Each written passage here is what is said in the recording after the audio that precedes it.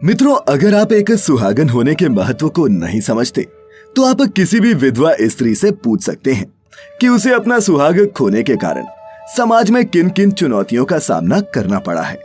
परंतु धार्मिक शास्त्रों और ग्रंथों की माने तो यदि किसी विवाहित स्त्री की मृत्यु सुहागन के रूप में होती है तो उसे बहुत ही सौभाग्यशाली माना जाता है। इसीलिए आपने भी देखा होगा कि एक विवाहित स्त्री की मृत्यु होने पर उसके शव को 16 श्रृंगार से सुसज्जित करके ही विदा किया जाता है।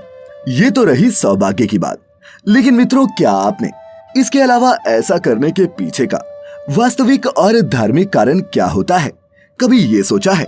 नहीं भी सोचा तो भी कोई बात नहीं, क्योंकि आपके मन में आए इस प्रश्न का उत्तर आज की हमारी इस वीडियो में मिलने वाला है। तो नमस्कार मित्रों, और स्वागत है आपका द डिवाइन टेल्स पर एक बार फिर। मित्रों, क्या आप जानते हैं कि चंद्रमा की 16 कलाओं के अभाव में पुरुष कभी भी पूर्ण रूप से पुरुष नहीं हो सकता। बिल्कुल उसी प्रकार 16 श्रृंगार के अभाव में नारी का स्वरूप भी अधूरा माना गया है। हमारे 4 वेदों में से एक ऋग्वेद में भी 16 श्रृंगारों को साफ शब्दों में सौभाग्य के साथ जोड़ा गया है। परंतु आज की इस वीडियो में हम उन तथ्यों को उजागर करने जा रहे हैं जो एक विवाहित स्त्री की मृत्यु के पश्चात यूं 16 श्रृंगार किए जाने के पीछे के धार्मिक तथ्यों को स्पष्ट करते हैं।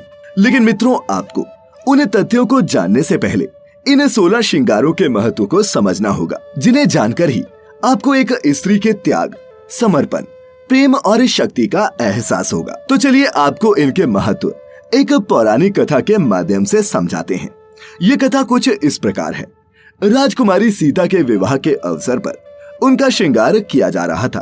तभी उनके मन में ये जिज्ञासा उठी कि आखिरकार नारियों का 16 श्रृंगार क्यों किया जाता है।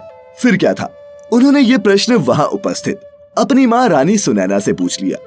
इस पर रानी सुनैना ने कहा, जिस प्रकार चंद्रमा की 16 कलाएं पुरुष के लिए निर्धारित की गई हैं, ठीक उसी प्रकार नारियों के लिए 16 श्रृंगार निर्धारित किए गए हैं।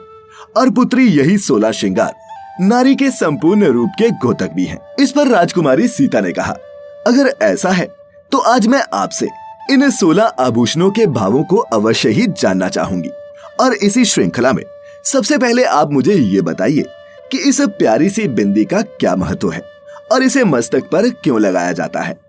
इस पर रानी सुनैना ने कहा, बेटी, जिस प्रकार सूर्य भगवान अपने प्रकाश से प्रतिदिन इस जग को प्रकाशमयी करते हैं, ठीक उसी प्रकार तुम्हें भी अपनी शरारतों को तिलांजलि देकर अपने ससुराल को अपनी ऊर्जा और स्नेह से प्रकाशमान करना होगा। बहुत अच्छी बात है माँ, मैं सदैव ही इस बात का स्मरण रखूंगी। परंतु अब आप मुझे ये बताइए कि ये काजल आंखों में क्यों लगाया जाता है। इस पर रानी सुनैना कहती है, पुत्री, आंखों में काजल लगाने का अर्थ ये है कि तुम्हें आज से सदैव ही लज्जा और शीतलता धारण करनी होगी। अपने से बड़े बुजुर्गों के समक्ष तुम्हें अपने नेत्र हमेशा नीचे रखने होंगे। साथ ही साथ तुम्हें ये काजल बुरी नजर से भी सुरक्षित रखेगा। अब माँ, मुझे ये बताइए कि ये नथ धारण क्यों की जाती है और इसका क्या महत्व है। रानी ने उत्तर दिया, बेटी, नथ का अर्थ है कि आज से तुम्हें अपने मन पर लगाम लगानी होगी। वैसे भी तुम जानती ही हो कि नारी का मन कितना चंचल होता है और ये तुम्हें कभी भी भटका सकता है। लेकिन आज से तुम्हें ये नथ हमेशा स्मरण कराती रहेगी कि तुम्हें किसी भी परिस्थिति में अपने मन के अधीन नहीं होना है, अपितु मन को अपने काबू में रखना है। बहुत ही अच्छा विचार है माता, परंतु अब आप मुझे ये बताइए कि इस टीके का क्या महत्व है, इसे शीश पर धारण क्यों किया जाता है। पुत्री, आज से ये टीका तुम्हारे परिवार के यश और प्रतिष्ठा का प्रतीक होगा। अब से तुम्हें ऐसे किसी भी कृत्य से बचना होगा जिससे तुम्हारे पिता अथवा प्रतिष्ठा पर कोई भी आंच आए। अब तुम एक नहीं बल्कि 2-2 घरों की प्रतिष्ठा हो, इसीलिए तुम्हें अपने कुल को कलंकित होने से बचाना होगा। बस पुत्री, ये टीका इसी बात का सबूत है। माँ, अब मुझे ये बताइए कि इन कर्ण फूलों का क्या महत्व है और इन्हें कानों में धारण क्यों किया जाता है।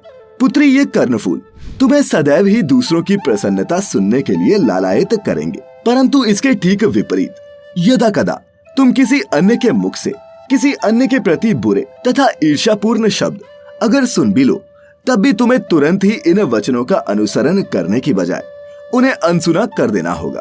पुत्री, इन कर्ण फूलों का यही महत्व है। अब माँ, कृपया मुझे आप ये बताइए कि ये अंगूठी धारण क्यों की जाती है और इसका क्या महत्व है।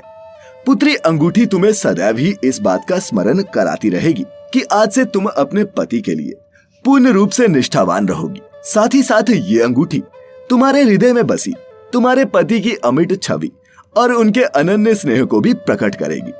माँ, मैं सदैव ही इस बात का अनुसरण करूंगी, परंतु अब आप मुझे इन छल्लों का महत्व भी बता दीजिए और इन्हें पैरों की अंगुलियों पर क्यों धारण किया जाता है ये भी। बेटी, आज से ये छल्ले तुम्हें हमेशा ये स्मरण कराते रहेंगे कि तुम्हें सदैव ही छल कपट से दूर रहना होगा। तुम्हें अपने मन के बहकावे से बचना होगा। बस इन्हीं सब कृत्यों से तुम अपने ससुराल में मान सम्मान और प्रतिष्ठा प्राप्त करोगी। हे माते, मैं आपकी इन बातों का सदैव अनुसरण करूंगी। कृपया अब आप मुझे इस पायल का महत्व और इसे पैरों में धारण क्यों किया जाता है ये भी समझाएं। रानी बोली, सीता, पायल सौभाग्य का प्रतीक है। पायल के घुंघरुओं की ध्वनि तुम्हारे घर की समृद्धि को बढ़ाएगी। साथ ही साथ तुम्हें वो इस बात का स्मरण कराएगी कि आज से ससुराल में तुम्हारा स्थान तुम्हारे पति के चरणों में है। ये उसी प्रकार होगा जैसे माता लक्ष्मी का स्थान भगवान विष्णु के चरणों में होता है। बहुत ही सुंदर भाव है माँ, किंतु अब मुझे आप ये बताइए कि इन कड़ों का क्या महत्व है और इन्हें हाथों में धारण क्यों किया जाता है। पुत्री, ये कड़े इस बात का प्रतीक है कि तुम्हें अब सदैव कड़े वचन और कठोर कृत्यों से दूर रहना होगा। आज से तुम्हें इस बात का स्मरण रखना होगा कि तुम कभी भी ऐसे वचनों का इस्तेमाल नहीं करोगी जो दूसरों को सुनने में कड़वे अथवा कठोर प्रतीत हों। बस पुत्री, ये कड़े इसी बात का प्रतीक है। अब माँ, मुझे ये बताइए कि इस बाजूबंद का क्या महत्व है और इसे बाह पर धारण क्यों किया जाता है। बेटी, ये बाजूबंद बहुत ही महत्वपूर्ण आभूषण है। ये तुम्हें हमेशा इस बात का स्मरण कराता रहेगा कि तुम्हें आज से अपने परिवार की धन संपत्ति की भी रक्षा करनी होगी। आज से तुम्हें न ही अपने पति से कोई अनुचित मांग करनी है और न ही ऐसा कोई कृत्य करना है जिससे कि परिवार को किसी भी तरह की क्षति का सामना करना पड़े। राजकुमारी सीता बोली, माँ, मैं आपकी इन बातों को सदैव याद रखूंगी। अब मुझे ये बताइए कि ये कमरबंद क्यों पहना जाता है। पुत्री, ये कमरबंद धारण करने के बाद तुम अपने पति के घर की स्वामिनी हो जाती हो, किंतु इससे तुम्हारी जिम्मेदारी और भी ज्यादा बढ़ जाती है। इसीलिए तुम्हें उन जिम्मेदारियों का निर्वाह बहुत ही सजगता से करना होगा। अच्छी बात है माँ, किंतु अब आप मुझे ये बताइए कि ये गजरा धारण क्यों किया जाता है और इसका क्या महत्व है। रानी माँ ने उत्तर दिया, सीता, तुम्हें अपने ससुराल में सुगंधित गजरा धारण करके ही पूजा अर्चना करनी होगी। जिस स्थान पर इसकी पवित्र सुगंध फैली हो उस घर में लक्ष्मी का निवास होता है और वहाँ पर धन संपत्ति का विस्तार शुरू हो जाता है। माँ, अब आप मुझे ये बताइए कि ये हार धारण क्यों किया जाता है। बेटी, ये हार इस बात का प्रतीक है कि आज से तुम्हें अपने पति से हार स्वीकार करनी होगी और ऐसा इसलिए है क्योंकि तुम जीवन की किसी भी परिस्थिति में अपने पति को हारा हुआ देखकर प्रसन्न नहीं हो सकोगी। अतः तुम्हें उनकी विजय में ही अपनी विजयश्री का आभास होगा। साथ ही साथ ये हार तुम्हें हंसमुख होने का आभास कराएगी। कितने भी बुरे हालात क्यों ना हो, लेकिन हर परिस्थिति में तुम्हें निराशा को त्याग कर हंसमुख बने रहना होगा। राजकुमारी सीता के प्रश्न जारी रहे और फिर उन्होंने पूछा, माँ, आप मुझे अब ये बताइए कि ये मेहंदी क्यों लगाई जाती है। बेटी, ये मेहंदी इस बात का प्रतीक है कि तुम्हें आज से अपने ससुराल में प्रेम और स्नेह की लालिमा बनाए रखनी होगी। साथ ही ये तुम्हारे पति के प्रति तुम्हारी निष्ठा और प्रेम को भी दर्शाएगी। अच्छा माँ, अब आप मुझे ये बताइए कि मांग में सिंदूर क्यों भरा जाता है और इसका क्या महत्व है। इस पर उन्हें उत्तर मिला, बेटी, ये सिंदूर तुम्हारे लिए तुम्हारे पति की लंबी आयु का प्रतीक है। आज के बाद तुम्हें नित्य प्रतिदिन मांग में सिंदूर भरना होगा। साथ ही साथ तुम्हें परमात्मा से ये प्रार्थना भी करनी होगी कि वो तुम्हें सदा सुहागन रखे और किसी भी परिस्थिति में तुम्हारी मांग का सिंदूर न उजड़े। और माँ, अब आप मुझे अंत में इस मंगल सूत्र का अर्थ भी बता दीजिए और ये कि इसे क्यों धारण किया जाता है। रानी माँ ने उत्तर दिया, अब से ये मंगल सूत्र तुम्हारे सुखी दाम्पत्य जीवन का प्रतीक सिद्ध होगा। इसे धारण करने के पश्चात तुम्हारे मन में भूल से भी अपने पति के प्रति अविश्वास का भाव नहीं आएगा। ये मंगलसूत्र तुम्हें इतनी शक्ति प्रदान करेगा कि तुम बड़ी साहिष्णुता से अपने दाम्पत्य जीवन की सभी जिम्मेदारियों का निर्वाह कर सकोगी। और यही नहीं पुत्री, आज से ये मंगलसूत्र तुम्हें और तुम्हारे पति के भाग्य को भी जोड़े रखेगा।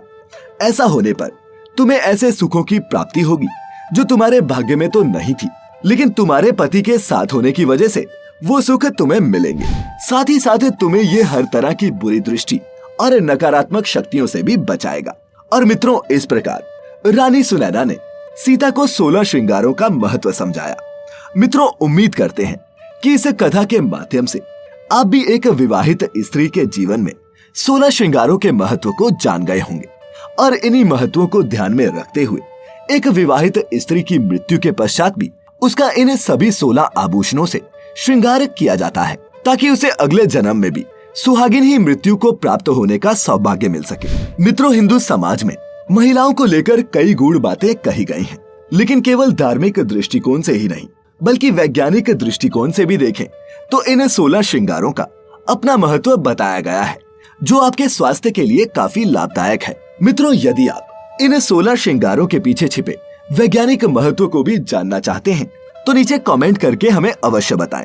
चलिए अब आपसे विदा लेते हैं। आपको हमारी आज की ये प्रस्तुति कैसी लगी नीचे कमेंट करके हमें बताएं। साथ ही ऐसी ही और भी आध्यात्मिक और धार्मिक वीडियोस देखते रहने के लिए सब्सक्राइब कर लें the divine tales YouTube channel को, और फेसबुक पर देखने वाले सभी व्यूअर्स लाइक करें हमारा नया Facebook page the divine tales Hindi. फिलहाल आज के लिए बस इतना ही। अब इजाजत दें। आपका बहुत बहुत शुक्रिया।